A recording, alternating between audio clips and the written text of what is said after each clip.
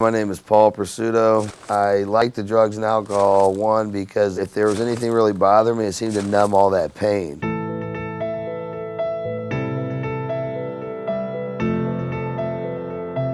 I remember as a kid growing up just kind of, wandering around trying to find out who I am, find a place in this world. Into high school, I still continued down the path of, being a, extremely good athlete and fighting.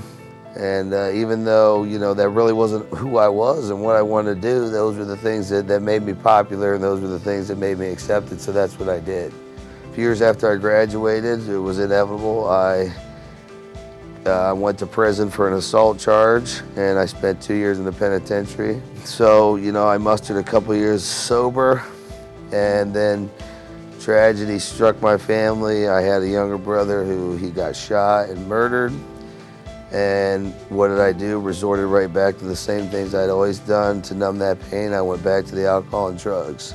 My ex-mother-in-law was hounding me about approaching a new church she had been going to, named Compass North. At the end of the service, Pastor Joe was reaching out to the people in the church saying, if there's anything you want to bring to the altar, bring it up here, we'll pray for you. And as Joe was saying those things, my son was shoving me, pushing on me to go up to the altar because he knew that his dad had something wrong with him. I decided that day that I needed to just give everything 100% to Jesus, and because I couldn't do anymore. I just had to get out of the way and just, turn it all over to him. And Jesus, was right there for me. He just held my hand. He's just been walking me through it, and he's just pulled me out of the fire that I put myself in. But you have to make a decision to just be 100%. You can't be 1 foot in and 1 foot out. I'm not saying it's easy. I'm not saying everything's a bed of roses, but you don't have to do anything by yourself anymore.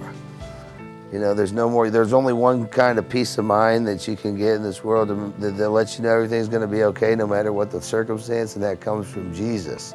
Standing next to your teenage child.